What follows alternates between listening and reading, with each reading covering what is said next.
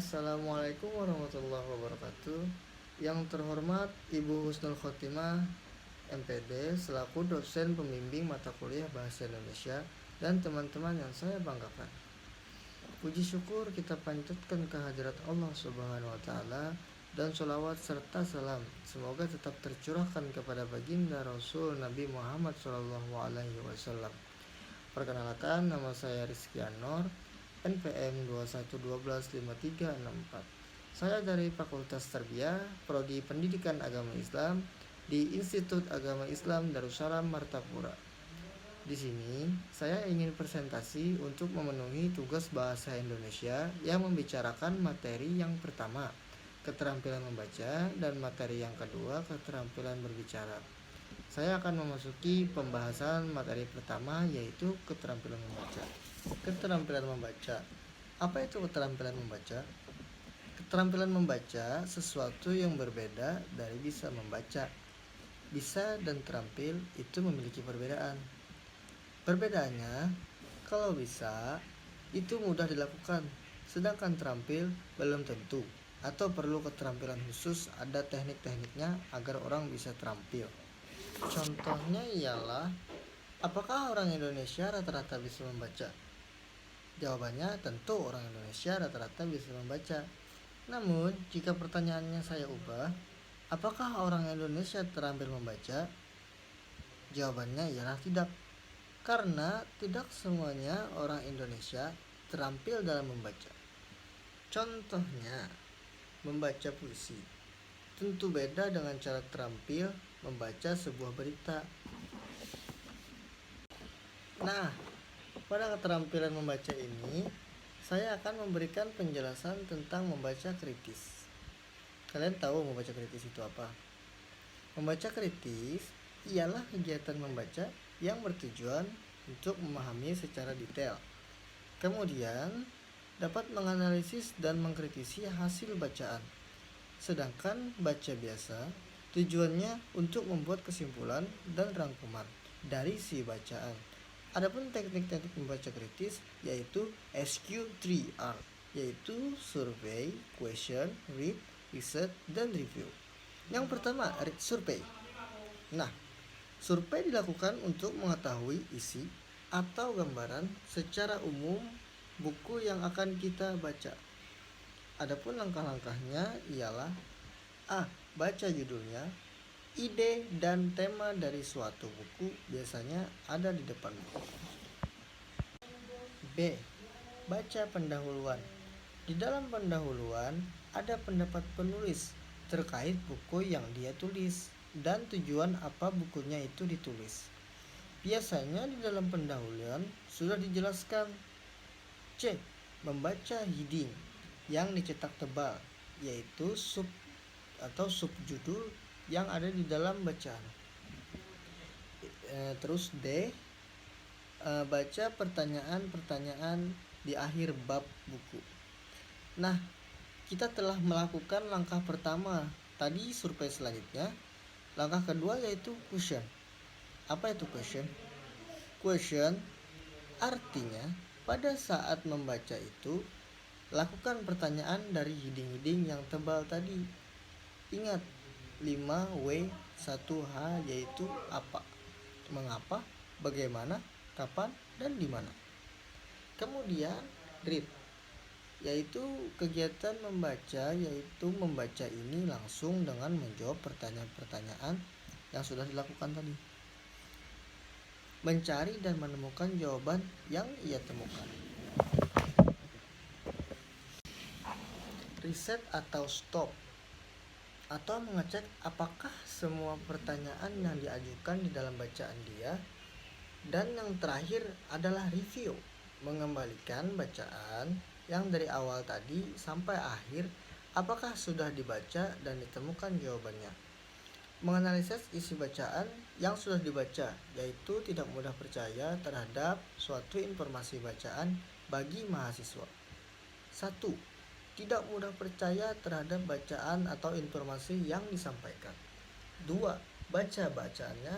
3. Cari buktinya. Membaca kritis berkaitan dengan sintetis. Misalnya, kita hadapkan 3 buah buku yang berbeda-beda, tetapi ada kesamaan. Nah, misalnya membahas sebuah pendapat atau persepsi, kemudian kita baca. Setelah itu, kita memiliki pendapat lain dari ketiga buku ini. Nah, maka semuanya disebut dengan membaca kritis. Kemudian dibuatlah tulisan lagi berbeda dari buku ini. Sampai ya, kita akan lanjutkan ke materi selanjutnya, yaitu keterampilan membaca. Keterampilan membaca. Kali ini saya akan menjelaskan sebuah materi yang tidak salah penting dari materi-materi lain dalam bahasa Indonesia. Materi ini terkait dengan keterampilan berbicara. Kali ini saya akan mengkhususkan materi yang akan dijelaskan adalah tentang berbicara untuk keperluan seminar dan presentasi. Dalam video kali ini, saya akan membahas bagaimana sih jadi terampil dalam berbicara. Antara bisa dan terampil itu beda. Jangan asal bicara ya. Bisa itu artinya biasa saja. Semua orang rata-rata itu bisa bicara. Tetapi kalau diubah pertanyaannya, apakah semua orang terampil berbicara? Dan jawabannya belum tentu. Mengapa? Karena namanya terampil berbicara itu memerlukan sebuah keahlian, yang mana keahlian tersebut dilatih. Untuk berbicara bisa berkualitas, ada 3 hal yang diperhatikan, yang mana 3 hal ini sebenarnya melibatkan yang pertama tentang kualitas diri, kemudian kualitas materi, dan yang ketiga kualitas penyampaian. Nah, poin yang pertama tadi adalah tentang kualitas diri. Untuk meningkatkan kualitas diri ini, ada beberapa hal yang harus diperhatikan. Nah, hal tersebut yang pertama adalah menciptakan daya tarik atau aura yang paling menarik di dalam diri Anda. 2. Adalah fokus pada pendengaran kita ketika berbicara. Itu jangan hanya yang penting bisa berbicara, tetapi bagaimana caranya memuaskan pendengarnya, dan sebetulnya pendengar itu beda-beda tipe. Nah, saya akan jelaskan tipe-tipe pendengar. Ada tipe pendengar yang visual. Artinya dia orang yang memperhatikan apa yang terlihat, apa yang dia lihat di penampilannya. Yang kedua, tipe pendengar yang logika. Ya, artinya dia memperhatikan data apa yang kita sampaikan, bisa mengoreksi apakah ada kesalahan dalam penyampaian kita tadi kepada pendengar. Kemudian ada juga tipe pendengar yang menggunakan perasaannya untuk memahami materi yang disampaikan. Artinya orang ini emosional. Kemudian ada lagi tipe pendengar yang imajinatif dalam mendengarkan materi yang disampaikan. Selanjutnya yang ketiga, untuk meningkatkan kualitas diri adalah menguasai proses untuk memahami bagaimana cara menguasai proses.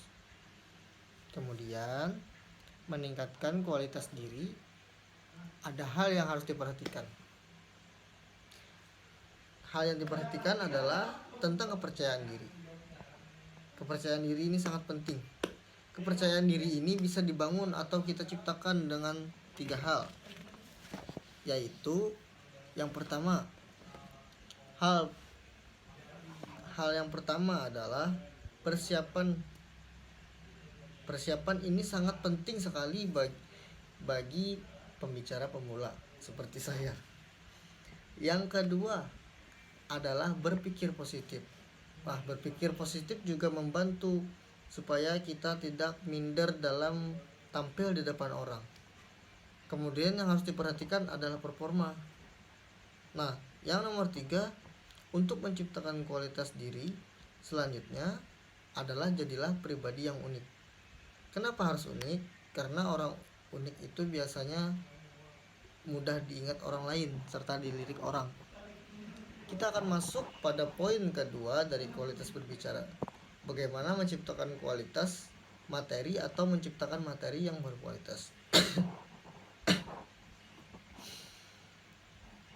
Tentu saja memerlukan keahlian khusus. Ada kadangkala materi itu menarik tapi disampaikan dengan tidak menarik, atau sebaliknya, ada materi yang tidak menarik tapi disampaikan dengan menarik. Ini berarti keahlian si pembuat materi bagaimana penyusunnya. Kemudian jangan lupa senyum 227. Apa itu 227? 2 cm ke kiri, 2 cm ke kanan, lakukan selama 7 detik. Selanjutnya masuk pada poin kita yang terakhir, yaitu yang ketiga dari kualitas berbicara tadi. Ciri kualitas yang ketiga adalah kualitas cara penyampaian. Jadi berbicara itu tidak hanya sekedar mulut saja, tetapi seluruh anggota tubuh kita juga bisa berbicara. Contohnya kayak kalian berbicara sambil menjelaskan dengan tangan kalian, seperti kalian sangat menjiwai tentang materi yang kalian sampaikan tersebut. Gitu teman-teman. Selebihnya kurang lebih saya mohon maaf apabila salah kata atau salah kalimat. Akhirul kalam, wallahu muwaffiq ila aqwamit thoriq. Assalamualaikum warahmatullahi wabarakatuh.